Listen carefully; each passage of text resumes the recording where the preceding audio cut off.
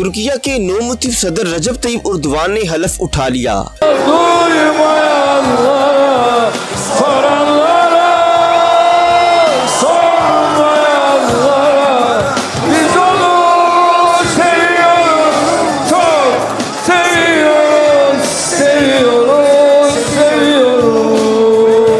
तुर्किया के नौमुतीफ सदर रजब Tayyip Erdogan ने अंकारा में हलफ उठा लिया। सदर एर्दोगान मुसलसल तीसरी बार सदर मुंतखब हुए। ग्रैंड नेशनल असेंबली के स्पीकर ने सदर एर्दोगान से हलफ लिया। सदर एर्दोगान 28 मई को सदारती इंतखाबात के दूसरे मरहले में हरीफ अपोजिशन रहनुमा कमाल किलिचदारोग्लू के मुकाबले में 52.18% वोट लेकर कामयाब हुए थे। तकरीब में वजीर आज़म शहबाज शरीफ समेत 113 वज़ीरे आज़म और 21 सरबराहान मुमलिकत ने शिरकत की।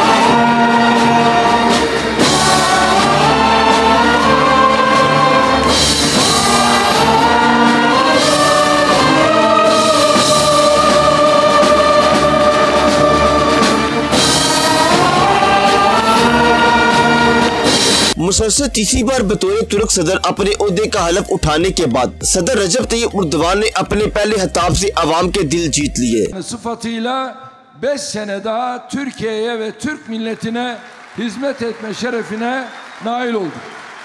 दारुल हुकूमत अंकारा में सरदारती महल में तकरीब से खिताब करते हुए रजब तय्यिप एर्दोगान ने मुसलसल तीसरी बार सदर मुंतखब करने पर अवाम का शुक्रिया अदा किया। उन्होंने वज़ीर आज़म पाकिस्तान शहबाज शरीफ समेत तकरीब में मदऊ मुख्तलिफ ममालिक के सरबराहान का भी शुक्रिया अदा किया। अपने खिताब में रजब तय्यिप एर्दोगान ने कहा कि मुख्तलिफ ममालिक से आने वाले मोअज़्ज़ज़ मेहमानों को खुशामदीद कहता हूँ। एक बार फिर मुंतखब करने पर तुर्किया की अवाम का मशकूर हूँ। Oylarıyla, destek ve teveccühleriyle buna vesile olan aziz milletimin her bir ferdine şükranlarımı sunuyorum। हलफ लेने के बाद सदर तुर्क एर्दोगान ने कहा कि आइन कानून और जमहूरी इक़्तिदार की पासदारी करूंगा। अपने खिताब में तुर्किया सदर ने एक नया सिविलियन और लिबरल आइन मुतारफ कराने का वादा किया। Aşkınan çalışan yorulmaz diyerek Türkiye için eser ve hizmet üretmeye devam edeceğiz। अवाम ने एर्दोगान को तीसरी बार मुल्क की सदारत सौंपी। कहा जाता है कि वो दुनिया सियासत की वाहिद शख्सियत है जिन्होंने 1992 से अब तक कोई इलेक्शन नहीं हारा। तय्यिप एर्दोगान मार्च 2003 से अगस्त 2014 तक मुसलसल 3 मरतबा तुर्किया के वजीर आज़म रहे। वो अगस्त 2014 में सिस्टम की तब्दीली के बाद सरदारती इंतखाबात में आजाद हैसियत में हिस्सा लेने के बाद पहली और तुर्किया के मजमूई तौर पर 12वें सदर बने। तुर्क सदर हलफ बरादरी तकरीब में शरीक मेहमानों को इशाया भी दिया गया।